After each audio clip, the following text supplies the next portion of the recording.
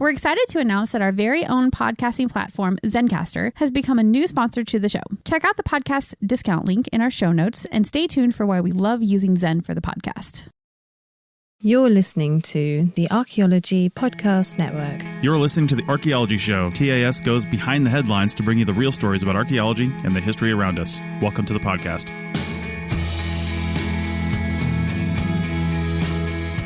Hello and welcome to the Archaeology Podcast, episode 83. I'm Chris Webster, and today I'm joined by Richie Cruz on a live recording of You Call This Archaeology. So go like the APN Facebook page to get notified of when we go live and join in on the conversation. Now on to the show.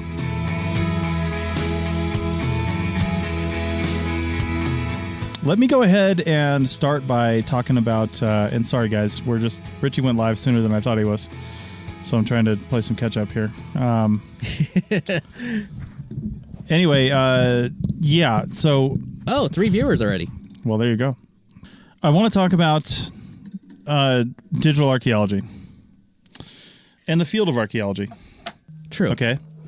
I've been getting, admittedly quite frustrated at the field of archaeology lately. And there's two reasons for that. One is I've spent 10 years this year trying to promote digital archaeology to people. Okay. And just digital archaeology is always kind of an issue with me because, I've been trying to promote it for 10 years now since I got my first iPad, which will be 10 years in April. And I've known that this is where the future is going. All other fields you look at, they're all digital. They've all done that.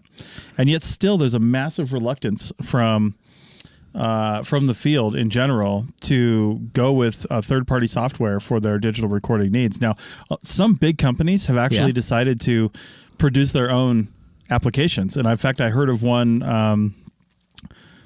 of our hosts went to the ACRA conference, the American Cultural Resources Association. That actually. And he said there's a company that spent over 100, 6 figures on developing an application.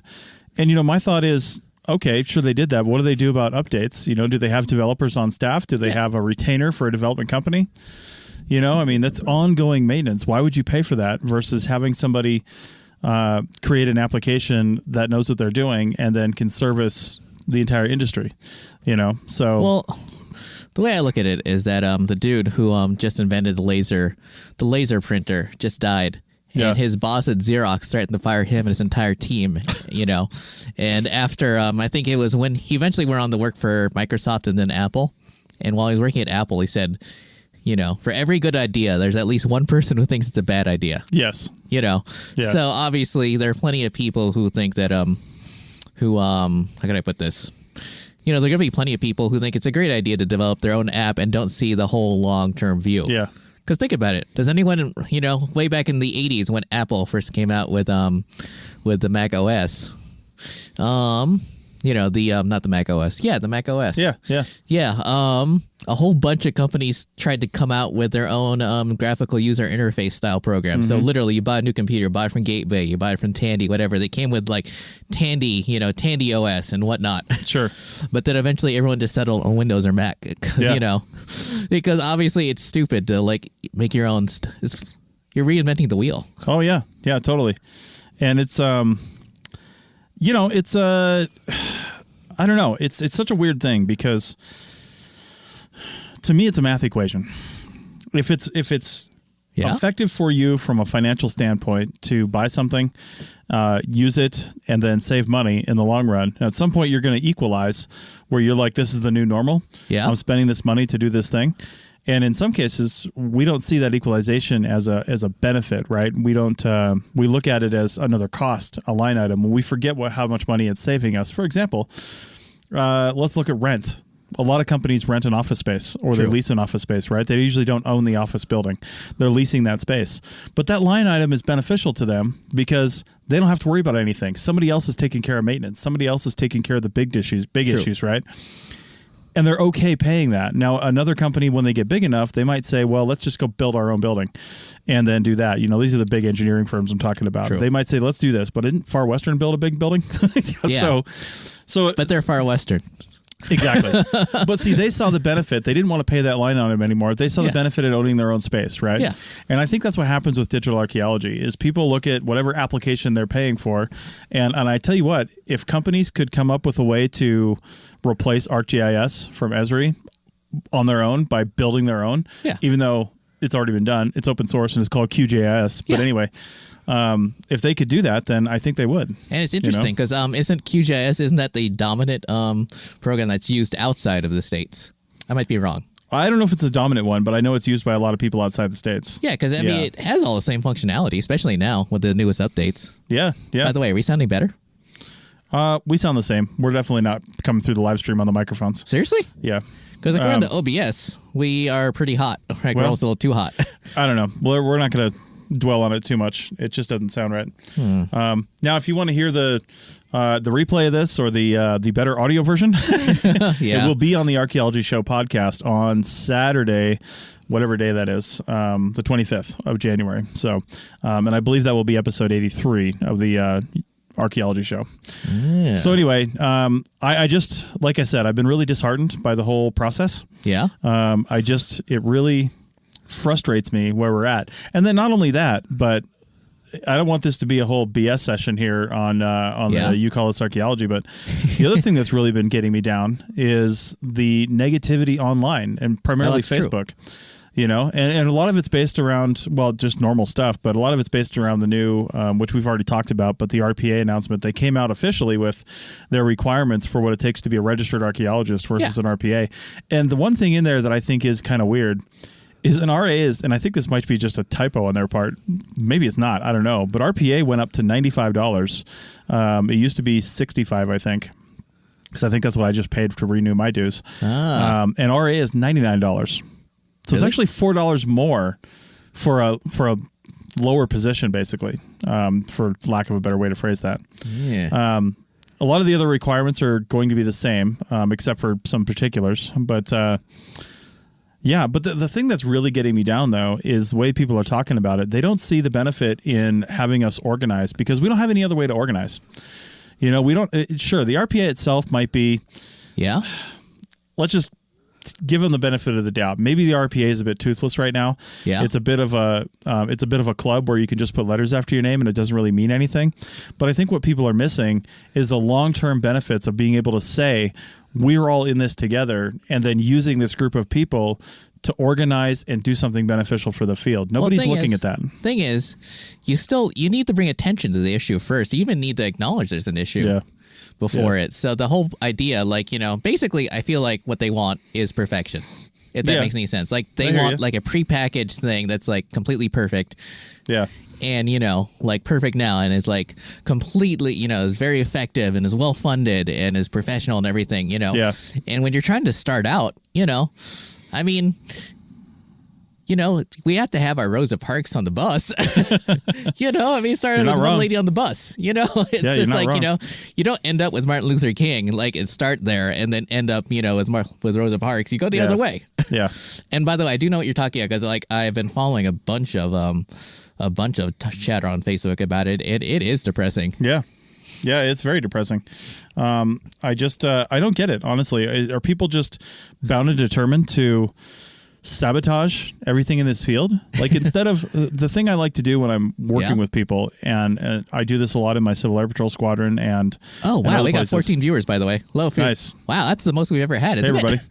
Yeah, well, no, I don't think so, but it's pretty high. It's definitely on the high end. Wow. Please write a comment wherever you're seeing this. I've shared it to a bunch of groups. Yeah. Write a comment so we can see it in the stream and let us know you're there. Give us a like, something like that. But ask us a question. You know, tell me your frustrations. Oh, by the way, I got the right title up now. Nice. Hold on. Let's see. Description data. I'm going to say, let's see. Talk all the RPA stuff. Anyway, so it's and apologies. This is a live show, so there's very little editing that I do on this. I really just go in and drop the ads in. And if you want to hear this ad free on the APN, you can go to arcpodnet.com/members. True. Join. You get our early downloads page. Yeah. So, by the way, I was really impressed when I was listening lately, and it's like, wow, we now have an ad manager. Yeah. Or an advertising manager. We do have an advertising manager. Her name is Madison. Yeah. She's our first paid employee. Wow. Well, kind of. I was paying you for a while to edit. She's basically getting paid like you are. Wow, I totally forgot about that until I just said that now. Oh, you know what's interesting? I mean, not to get completely off track, even though we do that a lot on this show.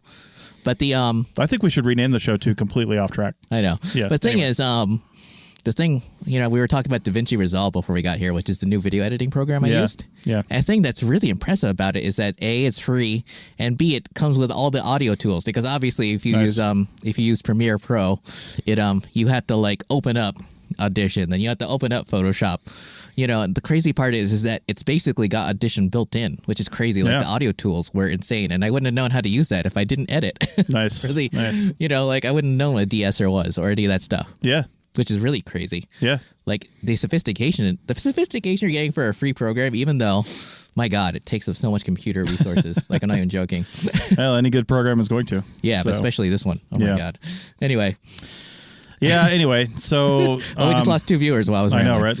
Well, that's what happens when we go away. I know. Anyway, back to some of the stuff. In fact, I shared this recording this live presentation to a couple of the groups that I'm referring to here. Cool. And I just, again, when I talk to people, say in the Civil Air Patrol, and they come up to me and say, "Hey, this is broken. We need to fix this. We need to do that." I'm like, "Yeah, that's great. Give me a solution." Yeah. Because if you see a problem, I want the solution. I don't have all the answers. Yeah. Nobody has all the answers. But the RPA obviously doesn't have all the answers. Literally nobody has all the answers. Yeah. And so when I say, if we see problems, let's try to come up with solutions to fix them. And then understand that there's probably nobody that's going to jump up and say, "Hey, I'm going to take on this massive responsibility and do this." So if you're not willing to do it and nobody else is willing to do it, it's simply not going to get done. And sometimes you just have to stand up and say, "I want to fix the situation." Yeah. And I feel guilty saying that because I'm getting all these texts from the Democratic Party and their different candidates, representatives saying, "Hey, we're canvassing in your area. Do you want to help? Do you want to do this thing?" And I'm like, "Listen, I'd love to, but I simply don't have the time." And I'm just being part of the problem by saying I don't have the time. You know what the crazy part is? Now they're starting to call me. Oh, are they? Yeah, because I was originally thinking that it was because originally I was waiting to call to pick up my computer, which I now have to drop back off again. Yeah. And it was someone from the Bernie Sanders campaign, and I'm like, I don't want to, who are you voting for? Why are you voting for that person? Why don't you know who you're voting for? Blah, blah. And then I just hung up. I felt kind of guilty, but that's I am going to vote, but you're not really going to, what can you tell me over the phone that, you're already telling me stuff over the phone that I'm ignoring in all those mailers I'm getting. Yeah, I know. I again, if you want to make any change in this world, whether it's archaeology or politics or whatever, you have to participate. Yeah. Now, I'll vote, but I just don't feel like I have the passion for this to get into politics and to get into going door to door and doing whatever they're doing. Think about how long the suffragists were working to get anything working. Oh God, who was it? KDB Stanton? I don't remember. Or oh God, I always forget their names. God damn it, I don't even know. I know. Hopefully, people out there know what I'm talking about. But they were starting for women's rights in the 1850s, 60s, something, and it took how long to get the vote? Long time. And the Equal Rights Amendment still isn't passed. They're trying to pass it again. Sure. It's so basically it's more than 100 years. Right. Almost 150 years. Yeah. And yet, people are like, well, the RPA isn't perfect, therefore I don't want to do anything, and I want them to do anything. I want them to go away. I want everyone to just go away. It's if we don't start somewhere, nothing will ever get done. Yeah. Yeah. And one of the things I keep seeing is that people, on some of these Facebook groups, they're talking about, they're saying, well, this is useless. Well, then is anyone offering up an alternative? Nobody is. Yeah. They just look at it as another expense, another thing in a useless enterprise, and they're really not looking at the big picture. And I think one of the big problems for me is I've seen more than a few people say $99 a year is too much money, that they can't afford it. We're shovel bums. We can't afford it. And I was it's like $8 a month. Yeah, I was like, it's less money than your Netflix subscription. It's less than your Hulu subscription. It's less than your Amazon Prime subscription. Yeah. I guarantee you're paying for one of those. And if you're still a smoker, that's less than a pack of cigarettes. Right? Yeah. And let's put it in other terms. It's less than if on every 10-day session for the year, or maybe every 2 weeks if you work Monday through Friday. Yeah. If you go out and have 2 beers with your colleagues once a month. Yeah. Chances are you're doing it more often than that. Yeah. But that's the equivalent cost. Oh, by the way, I just learned something Friday that'll blow your mind. What's that? At Death and Taxes, which is a massively overpriced hipster bar in town, Yeah. I heard an unofficial rumor that they sell a shot of Japanese whiskey for $600. It doesn't surprise me. Yeah. I mean, that blew my mind because, like, I was at Chapel and they're like, yeah, but we offer it for $300. And I'm like, wow, that's a great savings. Yeah. Who's buying that? So. Apparently, people are. Like, they sell enough of it. Anyway, I guess you get your high rollers, they make a lot of money and they want to go spend it. Yeah. Might as well offer it. Speaking of high rollers, even though this is, it's almost on topic. It's like, remember when we went to that mid-century thing? Yeah. Yeah. And who was it? Harrah's was just sold and they're going to turn it into like a city center? I don't even know what that means. Like a city center project. I've heard there could be a grocery store, condos, all kinds of stuff. Yeah. Yeah, this is downtown Reno, everybody. Yeah. But, I thought it was interesting that people are like lamenting the fact that, Reno should, they're like still talking like it's the 50s and like people are still coming here to do the penny slots. I know. Things are changing. Yeah. The non-gaming casinos are getting big. This goes back to something else I saw in one of our groups. It's that reverence that we have for history. Yeah. Now, as an archaeologist, I see the benefit of studying and learning from history. Yes. But having this reverence for history and this need to not want to change it and to focus on a particular point in a historical past and say that's the point at which we want to define this, because that mid-century modern group in Reno, they see the 50s as like the glory days of Reno, and they want to bring back the signs and the neon and all the other stuff that kind of help define Reno in their eyes. Yeah. And I think one of the reasons that only did that is because of, first off, historic I-40 came through here. It was kind of like the Route 66 of the North. True. A lot of people came through, and so these roadside motels were pretty popular for that. Yeah. But in the end, they were just roadside roach motels. They're still roadside roach motels. Yeah. And people are just nostalgic for this old time frame. And really, to kind of put this on a point, I saw this picture, and you may have seen it too. I think it was in the Archaeo Field Techs group. Oh. But it was this artist that took a Ming Dynasty vase. Yeah. And his art was basically taking rapid photography of it. And it was, the first image was him holding it, and the next one was it halfway down. Yeah. And the third one was it crashing to the floor. And his point was, there were a million of these. Yeah. Back in that time frame, it was the equivalent of buying a flower pot at Kmart. It's total garbage. And yet now it's something that we revere. Well, the thing is, that's why there's criterion A, B, C, and D. Yeah. We don't need to preserve everything, but if it's associated with like an important event or a important person, like I don't think you'd tear down the motel where Martin Luther King was shot. Sure. There's stuff like that. But why not? What? Why not? He was shot there. He didn't do his great work there. Who cares where he died? Yeah. We have a whole day coming up tomorrow where we celebrate him. Do we need the old hotel where he was killed to be existing? It depends. It depends. Let's put a Starbucks on the grassy knoll while we're at it. Well, it depends though, because obviously not being African American, I can't I can't pretend to be how it feels to me. Sure. So it might be something super sacred to them, kind of like Little Bighorn. Yeah. But it does bring me on a side note thingy. Sort of a side note, because how many archaeologists do we know who love walking and doing the survey and doing the shovel testing, and once they find a thing, that's like the only thing they care about. They don't care about recording it. They don't care about doing a good job of photographing it. Yeah. They don't care about measuring precisely. They only care about finding it. Yeah. And I was talking about this in a video, my October video, where it's just like the whole job of archaeology isn't just to find things. It is to find things, but it's to get stuff recorded in the record. Otherwise, why are you finding them? Yeah. Otherwise, we're just looters. Like the whole point is to is to gather data about it. Right. Yeah. I know. It's I don't understand it. Because how many people do we know who they just like doing the digging, but once the paperwork starts, they're like, you can do the paperwork or you can do the screening. Yeah, those are. I hate to say it, but those are your field techs. I know. Your field techs that have no interest in moving up. They just want to be out there and digging. There's a certain type of archaeologist out there that just likes being in the field and likes that field persona. Yeah. And they don't either have an interest or care about the science behind it. Now, there is a science to the excavation phase of things, to the survey phase of things. Yeah. But beyond that, it's like they just want to be in the field, which I get. I'm not saying that's a bad thing, but that's a different type of person, right? Well, see, I feel like I'm the third sort of person who,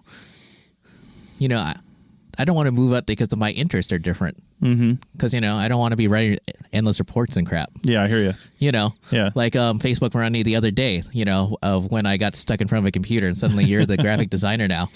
Project I was like digitizing soil profiles. And now this is fun to me. Sure. You know, just like the reason why, you know, for people who might not realize it, my upload schedule for Happy Archaeology Fun Time is now going to be twice a month. Basically, I've got enough videos like in the hopper through July. And if I ever get my damn computer back and, you know, my desktop back and repaired, I have enough video, like, you know, sitting in my NAS server to like through October now. And then, you know, at least 2 more videos. So basically I've got my whole year almost done. Nice. Woo! Nice. And you might notice that starting in maybe June or July, my video quality will go way up. Well, that's good. Well, not like the video quality, but just because it's very difficult to describe. It's kind of like when someone finds Apple after, you know, when someone like finds like Apple or something. You know, when I found DaVinci Resolve, the editing process was a lot more fun for me, and the videos are consequently going to go way up. And nice. And because, you know, before I've been doing what you do for podcasts, which is like, you know, I make a template and I just drop it in and minimal work. But now I don't use a template with DaVinci Resolve. I've just been because it's optimized for speed, so I've just been editing. Nice. So now all the videos, and I've been taking B-roll and everything. Sweet. Yeah.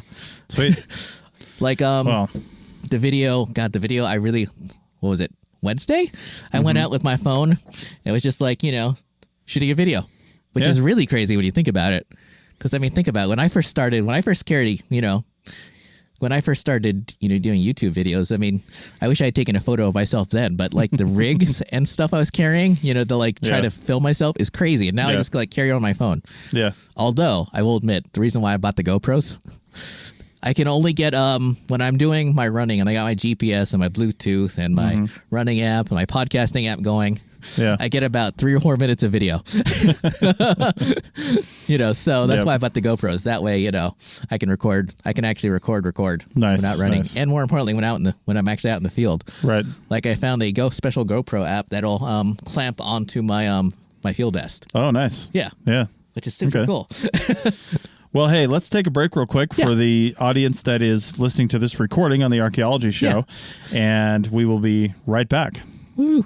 Chris Webster here for the Archaeology Podcast Network. We strive for high-quality interviews and content so you can find information on any topic in archaeology from around the world. One way we do that is by recording interviews with our hosts and guests located in many parts of the world all at once. We do that through the use of Zencastr. That's Zencastr. Zencastr allows us to record high-quality audio with no stress on the guest. Just send them a link to click on, and that's it. Zencastr does the rest. They even do automatic transcriptions. Check out the link in the show notes for 30% off your first 3 months, or go to zencastr.com and use the code TAS.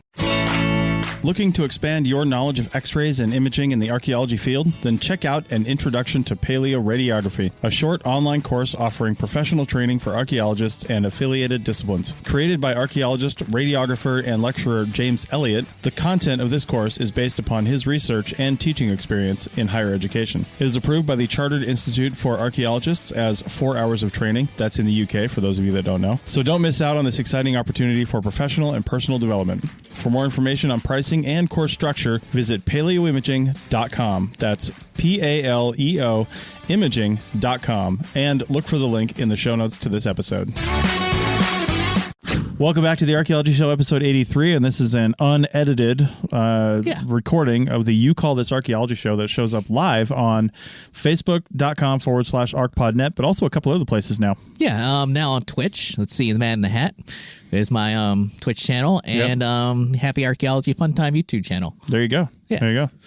You know, I didn't want... Oh, God, I was saying that I didn't want to forget about this, but I totally did. Basically, you know, I'm not sure how much you paid attention to CES. Yeah. I watched a bunch of videos from CNET about that. But the crazy... I mean, did you see any of those folding laptops they came out with? I mean, I was thinking about it because I remember several years ago, I was thinking, well, you know...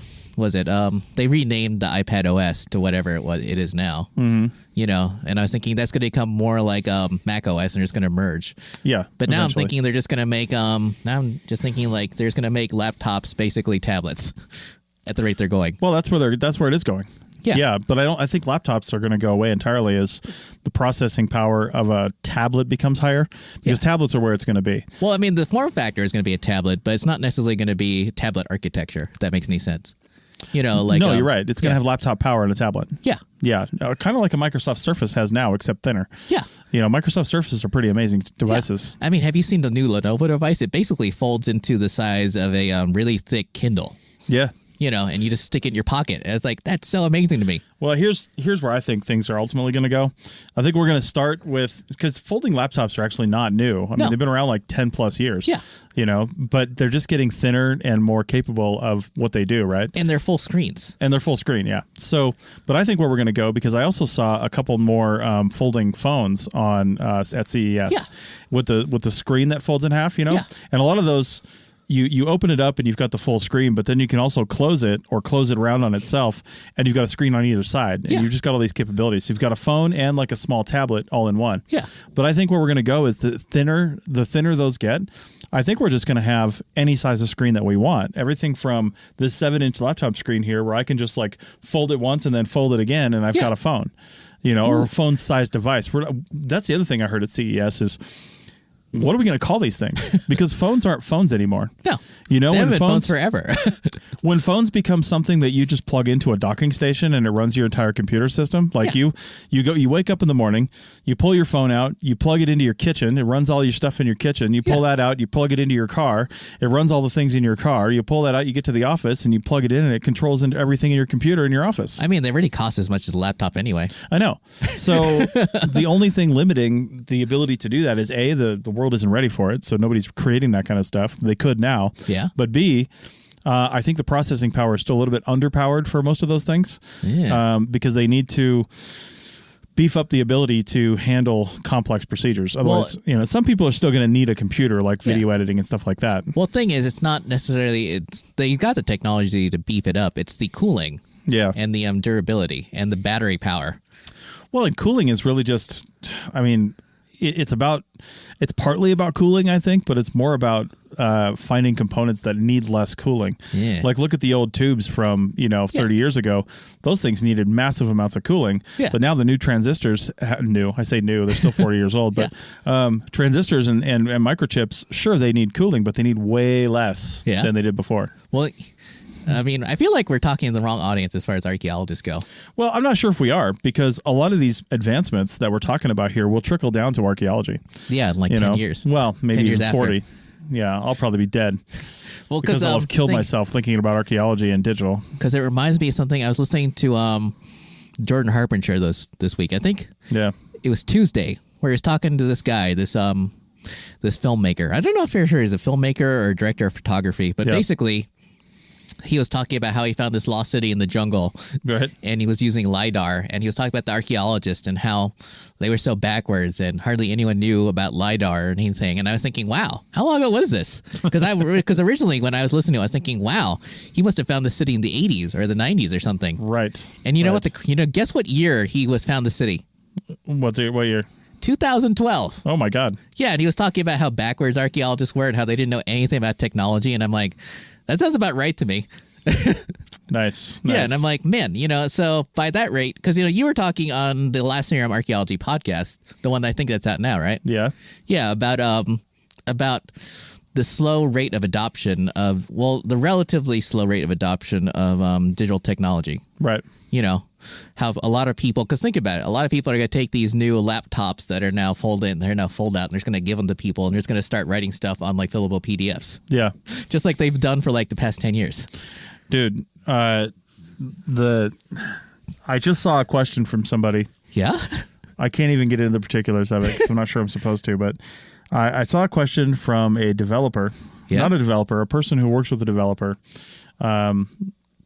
And it wasn't Wild Note if people are thinking that, but I saw a question where somebody said, can we extract data from a fillable PDF? No. And I about threw my computer against the wall. No. They weren't asking me. I was just following this conversation on another medium. And I was like, are you freaking kidding me? Are we still there? Yes. Are we still talking about this? Yes. I was like, first off, the answer is no. You can't pull anything from a fillable PDF because once they're filled and then saved, a lot of times they can't even be edited anymore. No. I mean, if you open it in like very expensive Adobe Acrobat and you're paying for it, yes, maybe you can open it back up. Well, you can't open it back up, but the thing is, there's no metadata. Therefore, it's just a meaningless, it's basically just a photo. Yeah, basically, yeah. Yeah. I mean, that's literally what you're doing. Because on one of the monitoring projects I was doing, like my boss wanted me to drive and like, print out like the field monitoring horn. Sure. I'm like, oh my God. Like, do you realize that Bishop is like an hour drive away and then I have to drive back? So what I did was I just made copies of the form she sent and just was like, because I had a PDF program that just, and this laptop right here as is pen enabled. So I just filled it out like as a paper form and would just make a new one every day. Sure. But it's just a photo. And she was very happy with it because, it looked very neat and I could erase and I could there was no intermediary of like having to scan or anything, but still, it's the whole point of, digital archaeology is that everything has metadata attached and, therefore it can be databased and researched. Yeah. Yeah. It's, I don't know what to tell you. Because, for instance, I was just thinking about this when you were talking about getting a GoPro. Yeah. What really enables GoPro to be fantastic is the fact that it imprints the gyro data it gets onto the digital file and time codes it and then decodes it after. And that's what smooths it out because before they were trying to do a gimbal sort of thing where they were stabilizing the sensor, but it's not fast enough and not powerful enough. Right. And therefore, if you get a GoPro Hero 5, which is now $100 on eBay, since it has the data on it, people have actually written programs like PC programs that will smooth it out even better than the GoPro algorithms. Wow. Yeah, it's crazy. It looks like gimbal stabilized footage, even though it's like super shaky to start out with. It's all through the power of the computer. Nice. And that's the interesting thing is the fact that, we're about to get slightly off topic again, but we've been off topic for a little while. I know. But the thing is, the sensors, like on the camera, the sensors are this camera sensors, like the iPhone 11 Pro Max, like the camera sensor itself is not better. It's the processing power, the algorithms behind it that have improved. Like literally, if you were to take I bet they're even the same sensor chips that they were using since the iPhone 7. Sure. It's just the processing. Yeah. And that's what's crazy about some of like DaVinci Resolve. I was using it, and that's what's really amazing is the power behind it. That's what was really made it impressive because not only was it faster, but it made my footage look better, even though it's the same camera. Well, it's technical details like this that people need to understand when they're doing any business or field. And it reminds me of when the Nevada BLM came up with their new requirements for digital photographs. They had to be TIFF files and 12 megapixel camera minimum. And it's like, where did they get that information? Like, seriously, where did they get that information? And then you had a whole bunch of people that didn't understand how to make a TIFF file, and they didn't have any point-and-shoot cameras that would shoot in TIFF. No. And so they were taking JPEGs and trying to just... I saw people just backspace, and write .tiff after it. Wait, seriously? Yes. It's like, that's not going to work. Wow. And then obviously trying to convert from JPEG to TIFF, which also doesn't work. No. Because TIFF is an uncompressed format. Yeah, well, and JPEGs are a compression format. They're a compression format. TIFF is kind of compressed, but it's differently compressed, I guess. Yeah, it's not as it's like not as compressed. It's a different type. Yeah. Basically, you can't go from one to the other. Yeah. And but so many times people are just trying to make those determinations, and try to think about stuff. And then again, like you're talking about with these cameras, it's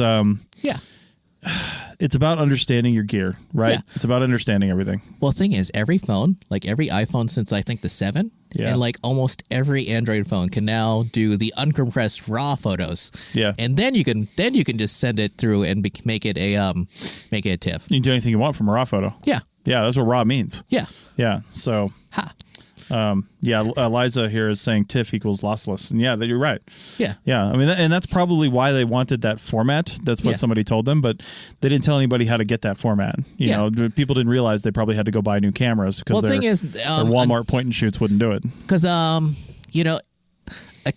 point and shoot camera, digital camera that'll do raw, those aren't cheap. Like, most of the companies we've worked for, like, their camera budget was like $40, and you're not going to get a camera that can do a raw and then convert it to TIFF. So we're talking about a whole different problem here too. Yeah. The budget for doing good work is not there. Yeah.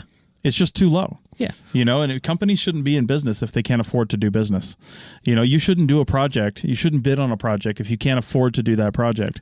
We just had a discussion about wages on CRM. Yeah. The CRM Arc podcast, which will be out January 29th or something like that. Oh, that's coming up soon. That's next week. No, it should be in a week and a half. Well, you know. Either way, yeah. But anyway, so we had this discussion about wages, and like if you're running a company and you can't afford to pay people what they're worth. Yeah. We didn't talk about this particularly on the CMR podcast, but it's making me think about it. Yeah. But if you can't afford to pay people what they're worth, then you shouldn't be running a project. You shouldn't be running that company. And yet, every company I've ever worked for has almost that same mentality. I also feel like along those same lines, if you're listening to this right now and you're a project manager or a principal investigator and you aren't actively seeking a digital solution to your field problems, you're doing a disservice to the field. You're doing a disservice to your people and everything else. Because to be honest, if you found the right digital service and you're doing it in the right way, you don't have to go out and buy $10,000 worth of iPads. No. Talk to a professional. Talk to me and or anybody else that knows anything how to dig up digital archaeology and find out how to do this affordably. Yeah. Because it can be done affordably these days. And if you're not doing it, first off, going digital and using the right devices could help you pay your employees even more. Yeah. Pay them what they're worth. Well, the thing is, upgrade the rest of your gear. Have a bigger camera budget. Well, the thing is, you don't even need a tablet. Like you can just I know. Use your phone, but just don't equip it with a SIM card. That's such a disconnect, though. Yeah. People look at digital archaeology right now and they think must have tablet, and a lot of people think must have iPad. No. And you can literally use anything you want as long as your software is compatible for it. Yeah. Well, the thing is that, it's like you can even if you just want to do digital photos, like your phone, as long as it's USB-C enabled, as a USB-C output, it basically, you can just plug it into your computer and just download the photos just like you used to with the digital camera, except you don't have to bother with the card anymore. Right. And how many companies waste time, like making people download the cameras and, relabel everything and blah, blah, blah. Yeah. I mean, I'm not here to push WildNote, but WildNote will rename your photos for you. Yes. With a really great syntax, the thing is, almost any program will rename your pictures for you. Sure. It's a very long story, but when I was doing the monitoring, they made us the photos had to be under a certain size, and so I got a phone app to downsize it, and it would downsize it, and you could set the compression so that it would keep 80% of the quality and rename the photos. Nice. Well, and here's a pro tip too, something a lot of people don't realize, but when you have a digital camera. And I'm not saying all of them do this, but I've seen it on a lot of them. But when you have a digital camera and you dig into the settings, that file that's created, that is a lot of times it's underscore IMG or IMG underscore then a number. Yeah. A lot of times you can change that prefix. Of course. And you can change the number that it starts on. So if you want to start the number over for every single project, you can start the number over at 0001 and put the project number in the first part of it. You can name your photos right on the camera. I know. Well, I mean, it'll not only that, but do you step up if companies would actually purchase weatherproof cameras? Well, companies that we work with who literally will just buy the $40 Vivitar from Walmart, and just give it to you. It's like, God damn.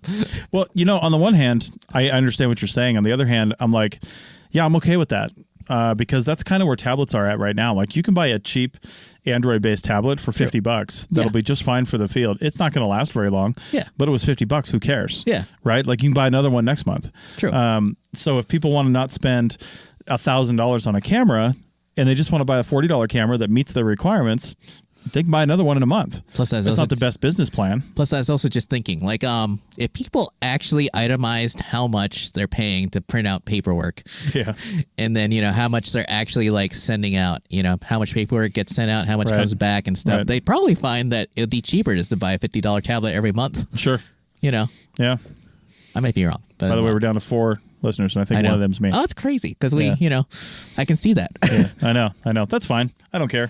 We have fun doing this. True. I really wish people would comment more, So if you're listening to this on ArcPodNet on the Archaeology Show, head over to facebook.com/ArcPodNet, ARCHPODNET. Give us a like, and then change your notification preferences so you're notified when we go live. True. And then you can also do the same thing if you want to check it out on YouTube. If you check out Richie's YouTube channel. Yeah, happy archaeology fun time. Yeah, hit that little bell icon there, and then you'll get notified when Richie does new stuff too. Yeah. So although it's interesting because it's actually enabled by by default, but what people want you to do is turn it to on to all. Oh yeah. Yeah. Because I sometimes click on the bell icon, it says personal, and I'm like, oh, that must be it, but it's not. Yeah. It's the all. Right. All right. Well, let's take one more break for the recorded version of this show, the episode 83 of the Archaeology Show. Yeah. And we will be back in just a second. You may have heard my pitch for membership. It's a great idea and really helps out. However, you can also support us by picking up a fun t-shirt, sticker, or something from a large selection of items from our TeePublic store. Head over to arcpodnet.com/shop for a link. That's arcpodnet.com/shop to pick up some fun swag and support the show. Welcome back to episode 83 of the Archaeology Show. This is the last segment of the unedited You Call This Archaeology that shows live on Facebook, Twitch, and YouTube. Yeah. So check all those out. All right, so what else we got, Richie? There is one thing I want to talk about. One more thing. I mean, I've got how I try to change a tire and stuff like that, but maybe they'll see it in the video come November. But the important part, I was thinking, because obviously the Trump administration, I just forget that dude's name. Barr? Barr? Yeah. The attorney general wants Apple to weaken the encryptions on the phone, but yet they're painting it like, oh, we just want Apple to unlock this one phone because this guy killed a lot of people. Right. But they can already do that. And I was just thinking, do you have anything to add to that? Because I feel like everyone's got these weird opinions, and yet you use Apple a lot. Yeah. I mean, depending on the laws and regulations available, I mean, hackers can pretty much get into whatever you want, whatever you have, no matter what. So if Apple put in a backdoor that was only available for the U.S. government... It's not going to be available just to them, though. First off, hackers will find it. Yes. And they'll get in. Yeah. But then I kind of play to the law of averages, too, with all this stuff. And the chances of me getting hacked, the chances of you getting hacked, the chances of anybody getting hacked that's not already famous, because people want to hack into famous people's phones. If you're on somebody's radar, you might get hacked. But if you're just like a dude or a woman walking around with a phone, you're probably not going to be the subject of a hacker in any way, shape, or form. Unless someone's trying to get into your Apple Pay or Google Pay account. Well, again, you've got to be on their radar. They're not just going to find you at random, right? I mean, unless it's somebody they know or something like that, it's just it's unlikely to happen. So in the end, I honestly don't really care. Yeah. I don't really care what they do. I mean, anybody who really wants to get into my stuff can probably get into my stuff. And whether or not it's the government or whatever, if Apple makes a way for the government to get in order for national security or for some sort of legal issue, I guess I'm kind of okay with that, because again, I don't think I have anything that is really something anybody cares about. Yeah, you know but what I mean? say, I watch a lot of YouTube, and the thing is that people are using those sorts of tricks to take over people's YouTube's account and then steal all their AdSense and crash the channel. So I can totally imagine a scenario where someone looks in your phone and sees all your APN login stuff for Adobe CC and stuff, and just what, edits my podcast for me? I mean, what are they going to do? Well, try to take over the podcast network and try to monetize it crazy amounts. I mean, obviously you don't make a whole bunch of it. Honestly, I don't think any of that would happen. Yeah. Again, if you're not on somebody's radar, I don't think it's going to happen. Now, of course, I'm speaking for myself, and you're right. There are people out there, a smaller percentage of people, that do have really hefty security concerns, but they're probably, hopefully, taking other precautionary measures against stuff like that, like changing your passwords often and, making sure you don't let too many people into your system that have access to it. And then, a lot of things that happen with Google. I was just cleaning up our Civil Air Patrol Google Drive a while back. And we have people that aren't even in the squadron anymore that were still shared on documents. Yeah. And I'm like, God, we got to get rid of that. But it's really hard to manage because something like Google, I mean, you can share out individual files.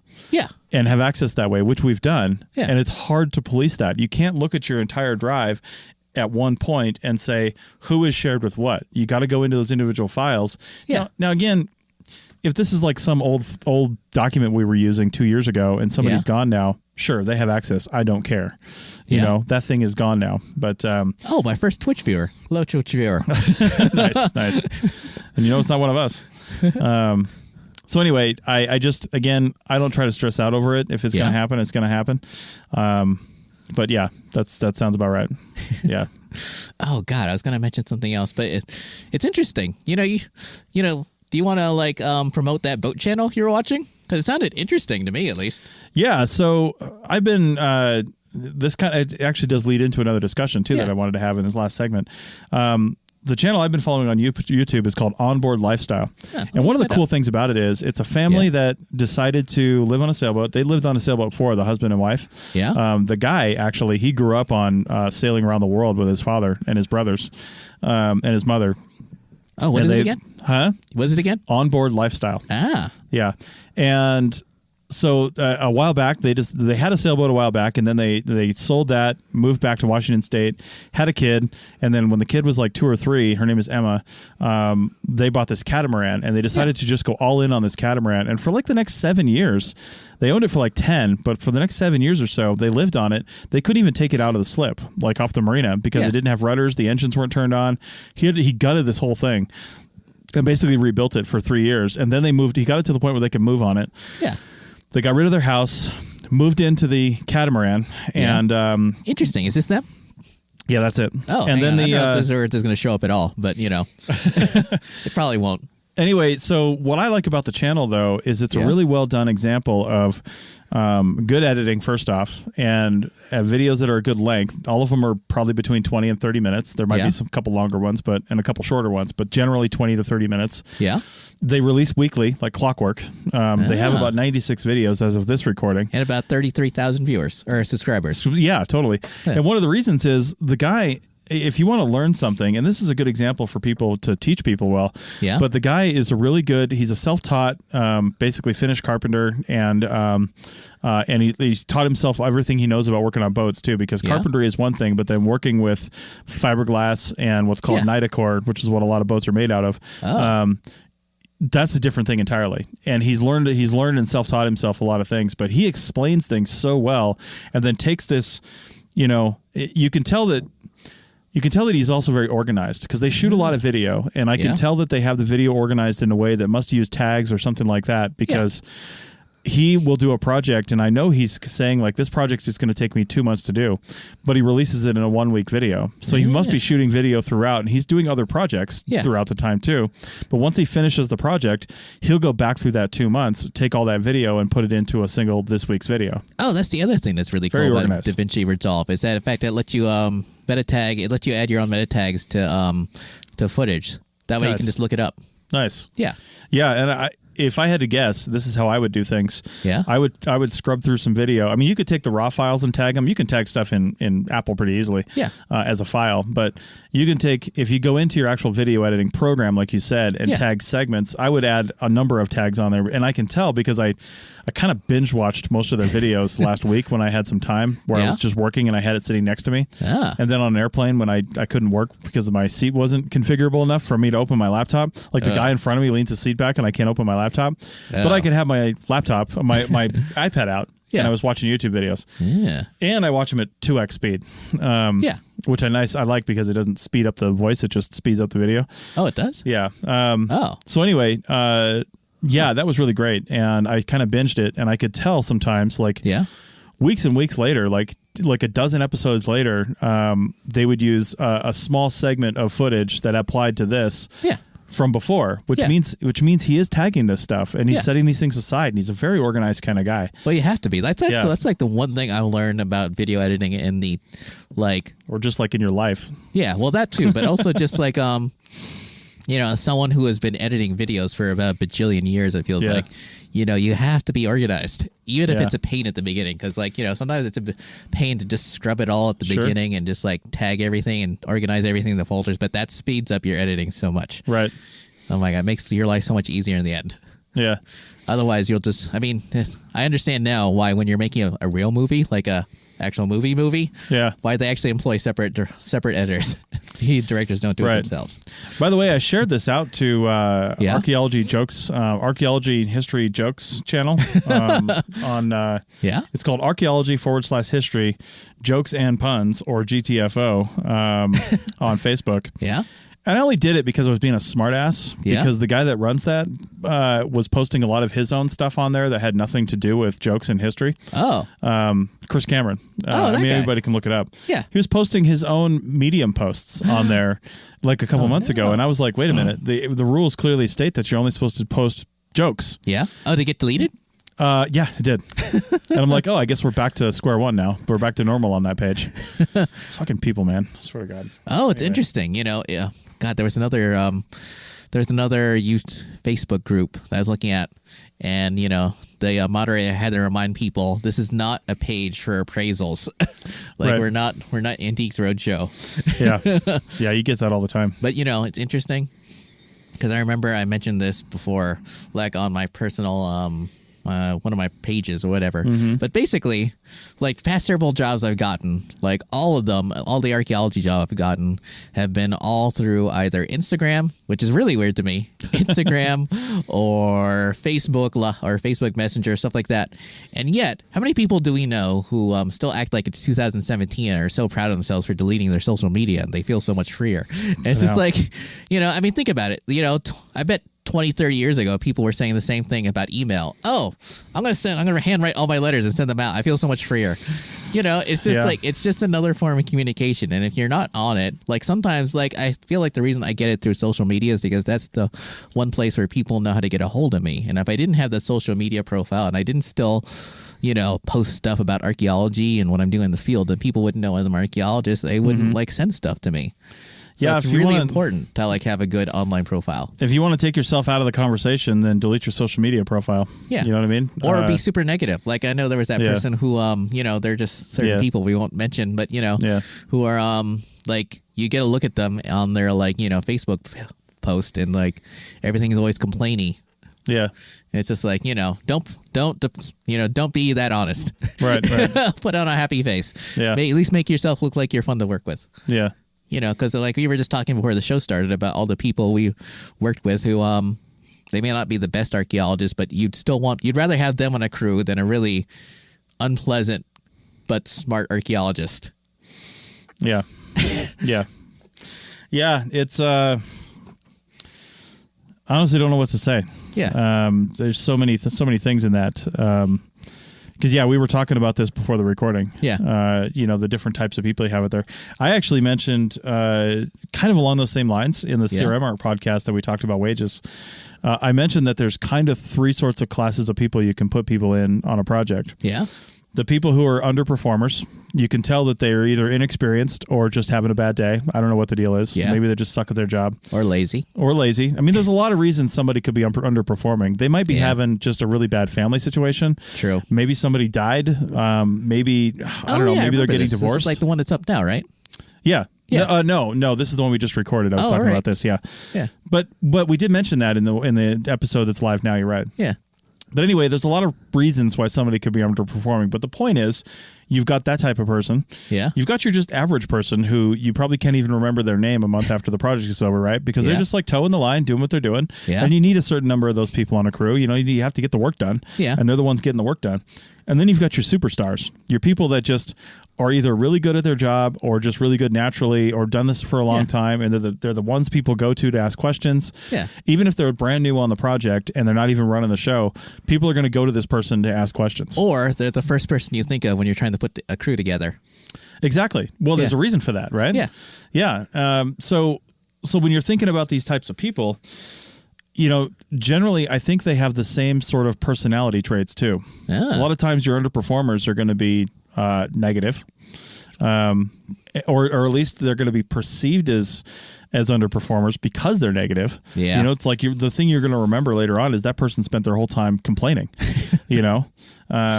Your average people are probably going to be just they're always going to be just kind of there at the periphery of your vision. Yeah. Like, oh, I remember that person sitting there, but I don't remember them saying anything.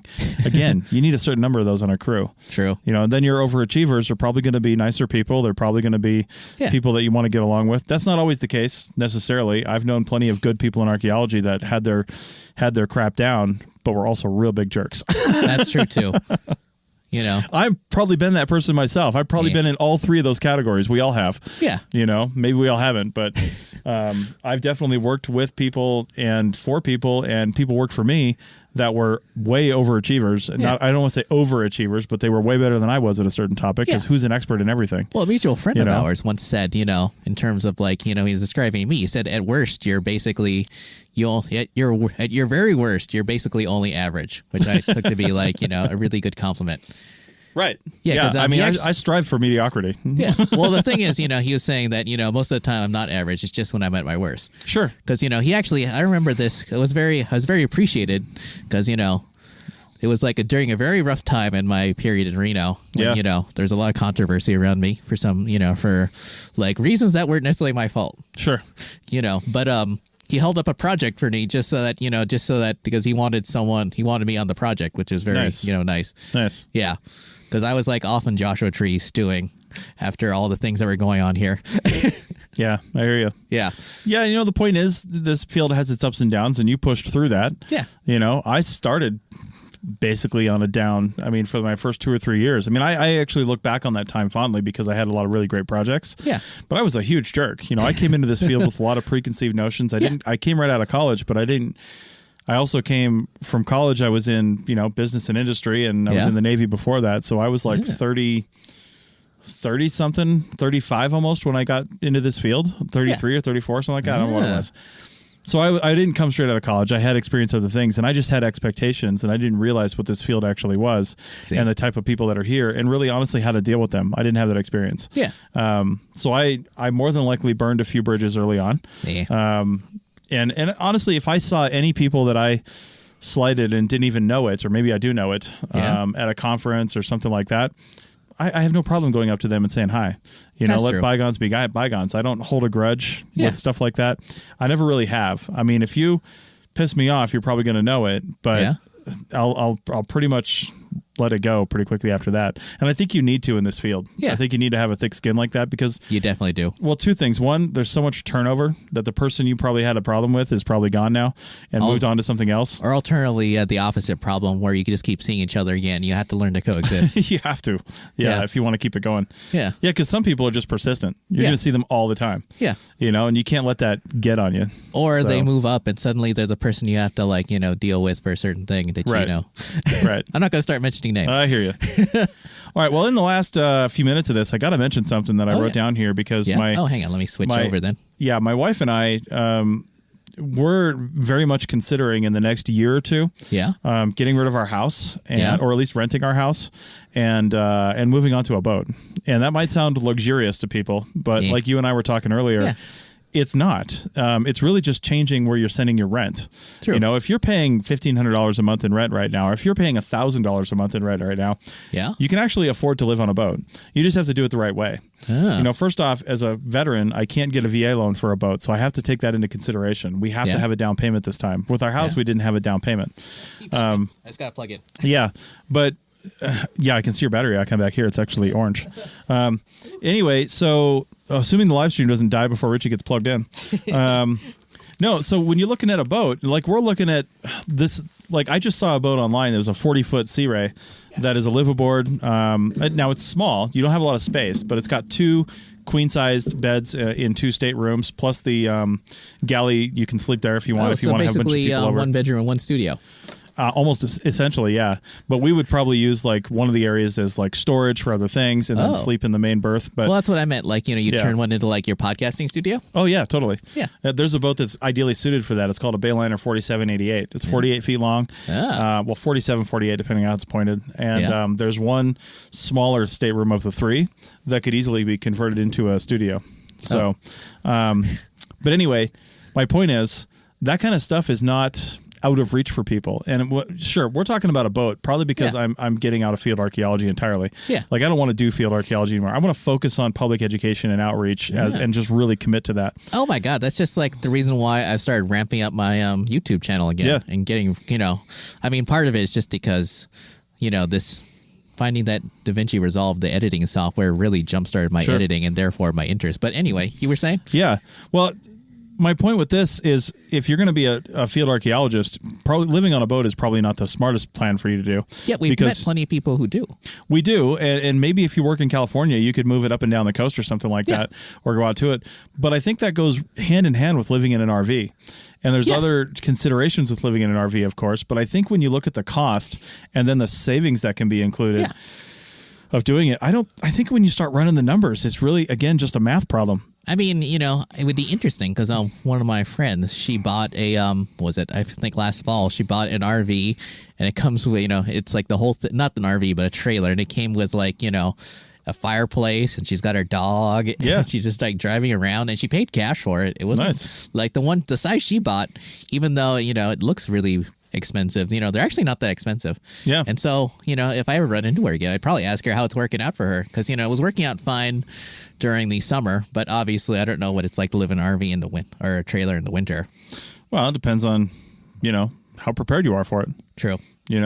So.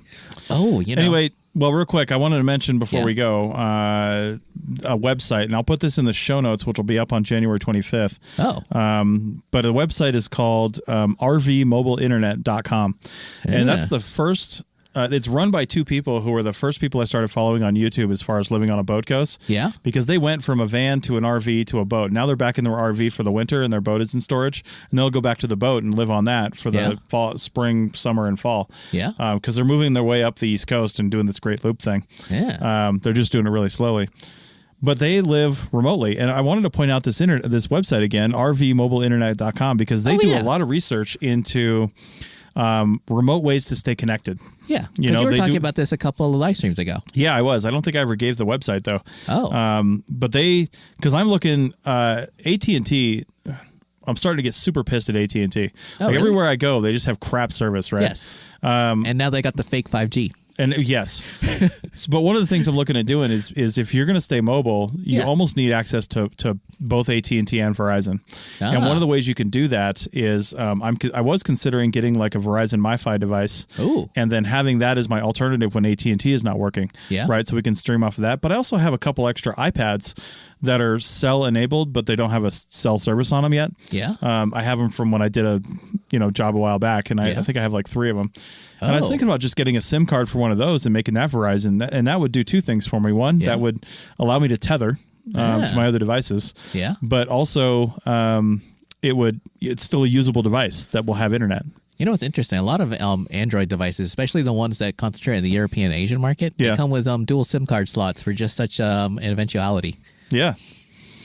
Eliza says she has a boat option for next year. Hey, maybe we'll see you out there on the East Coast, Eliza.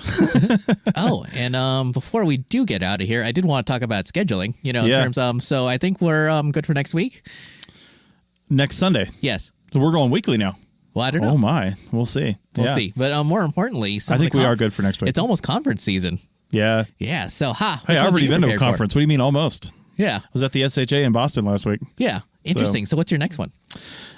Society for California Archaeology. You're going too. Yeah, I just bought my tickets. So don't forget to buy your tickets. If you want to get in some of the events are actually already sold out. So you should get your tickets soon. But they're halfway through the silent auction tickets. So buy those quickly. Yep. And I think the absolute deadline for buying online is like mid-February. Yeah. Which is really crazy because March is almost here because it's almost February. Like my sister is planning on one of my sisters is planning on visiting in mid-February, and I'm like, man, that's almost here. Right. That's like 3 weeks from now. Yeah, I have 2 things I'm doing in March. The first weekend in March, I think it is. I'm going to Orlando, Florida for a podcast editors conference. Ooh, and which is pretty cool. I look forward to all the hot, sweaty, pictures of you like enjoying all the humidity. Oh my God! At least it's March, but it's still going to be bad. Maybe we'll just bail on it and go look at boats. Anyway. So I'm going to that. I can't remember what dates it is, but it's right before. It's the weekend before the SCA. So I get back from that on late Sunday night, and then Tuesday or Wednesday of that week, I can't remember what it is. I think Wednesday I fly down to Riverside, California. Ooh, you're flying. Yeah, I'm flying. I didn't have the time to drive. I wanted to, but it's such a hard thing to do because my wife needs the truck, and then she'd have to rent a car or something to get around for like the 5 days I'm going to be gone.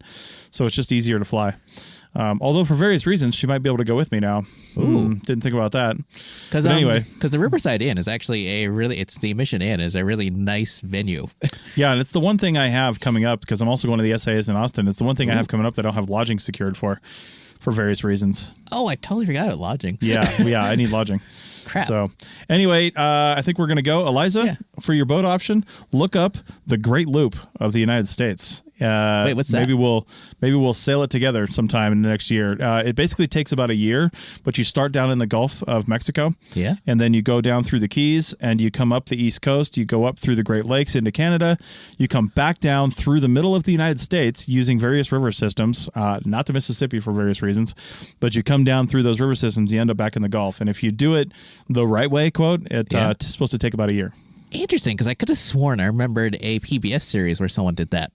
Oh, people have been doing it for years. Yeah, so I wouldn't be surprised. Ooh. Yeah, that's what cool. this couple I follow, and their YouTube channel is called Technomadia. Yeah. Like Tech Nomad Audio, Technomadia. Yeah. And check them out online on YouTube. They're pretty great. Ooh. And look at their Great Loop series. Yeah. Because they've been doing the Great Loop, but like I said, really slowly. They plan on taking like 6 years to do it. Really? Yeah, they just move up to like a slip in a marina and they hang out there for 2 or 3 months because they run this mobile internet site. So they're working full time on this mobile internet thing, but also living on a boat, living on an RV. Cool. And that's why they're very concerned about having a mobile internet lifestyle. Oh my God, it's just like that Charles Kuralt show. Yeah, yeah. Remember the old days, the Sunday morning thing? Oh, yeah. God, that's how I learned about Moxie. That's how I learned about Moxie. God, Moxie's so gross. And I got to end this with a Moxie taste in my mouth. Yay, too late. All right. Well, thanks, everybody. Thanks for the people on the live stream. Yeah. Thanks for everybody that likes the Archaeology, the Facebook pages, and then all Richie's pages. Yeah. And then thanks, everybody that are listening on the Archaeology Podcast Network, on the Archaeology Show. We'll see you next time. Yeah.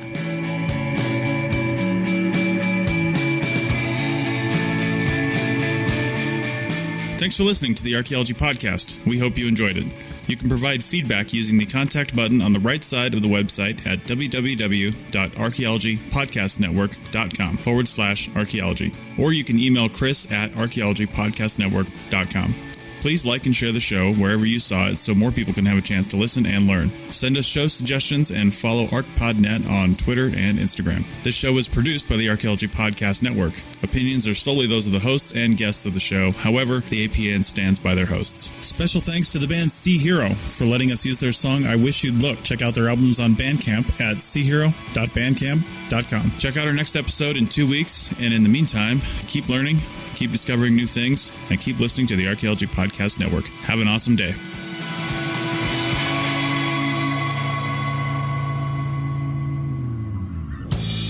This show is produced and recorded by the Archaeology Podcast Network, Chris Webster and Tristan Boyle, in Reno, Nevada, at the Reno Collective. This has been a presentation of the Archaeology Podcast Network. Visit us on the web for show notes and other podcasts at www.archpodnet.com. Contact us at chris@archaeologypodcastnetwork.com. Thanks again for listening to this episode and for supporting the Archaeology Podcast Network. If you want these shows to keep going, consider becoming a member for just $7.99 US a month.